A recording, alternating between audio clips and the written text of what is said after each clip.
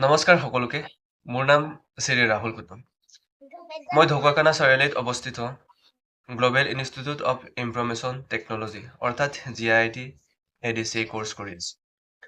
আজি মই GIITত ADCA course কৰাৰ মোৰ অভিজ্ঞতা আপোনালোকৰ লগত শ্বেয়াৰ কৰিব বিচাৰিছোঁ।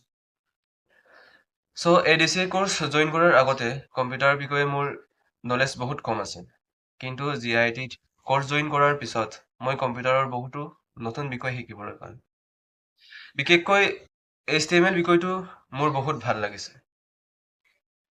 তো আপোনালোকৰ আগত মই HTMLৰ বিষয়ে অলপ শ্বেয়াৰ কৰিব বিচাৰিছোঁ। HTMLৰ সম্পূৰ্ণ নাম হৈছে Hypertext Markup Language। HTML হৈছে ৱেব পেজ বনাবলৈ ব্যৱহাৰ কৰা এটা মাৰ্কআপ লেংগুৱেজ। HTMLৰ সহায়ত এটা ৱেব পেজৰ বেছিক ষ্ট্ৰাকচাৰ বনোৱা হয়। সহজ ভাষাত ক'বলৈ গ'লে HTML হৈছে এটা ৱেবছাইটৰ ফাউণ্ডেশ্যন বা বেছিক ষ্ট্ৰাকচাৰ। যেনেকৈ এটা ঘৰ বনাবলৈ ফাউণ্ডেশ্যনৰ প্ৰয়োজন হয়, ঠিক তেনেদৰে এটা ৱেব পেজ বনাবলৈ HTMLৰ প্ৰয়োজন। HTMLত বিভিন্ন টেগ ব্যৱহাৰ কৰা হয়। এই টেগসমূহৰ সহায়ত ৱেব পেজৰ কণ্টেণ্ট সজোৱা হয়। যেনে হেডিঙৰ বাবে হেডিং টেগ, প্ৰেগাপ লিখিবলৈ প্ৰেগাপ টেগ, ইমেজ এড কৰিবলৈ ইমেজ টেগ ব্যৱহাৰ কৰা হয়। HTMLৰ সহায়ত আমি ৱেব পেজত text, heading, paragraph, image, link, list আৰু টেবুল আদি এড কৰিব পাৰোঁ। HTMLৰ জৰিয়তে ৱেব পেজৰ কণ্টেণ্ট কেনেকৈ দেখাব আৰু ক'ত থাকিব তাৰ এটা বেছিক ষ্ট্ৰাকচাৰ তৈয়াৰ কৰা হয়।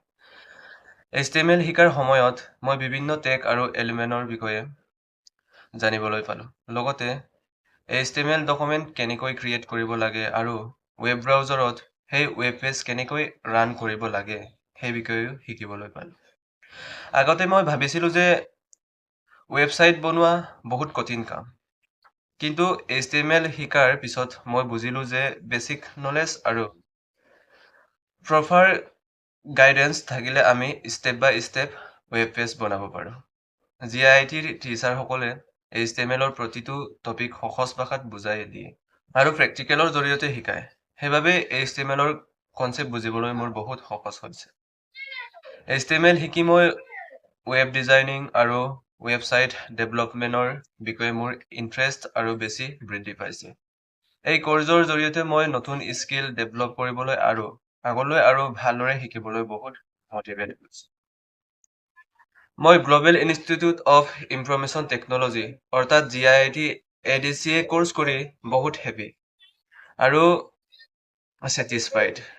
মোৰ মতে যিসকলে কম্পিউটাৰৰ বিষয়ে শিকিব বিচাৰে আৰু ডেভেলপ কৰিব বিচাৰে, তেওঁলোকৰ বাবে GIIT এটা ভাল ইনষ্টিটিউট।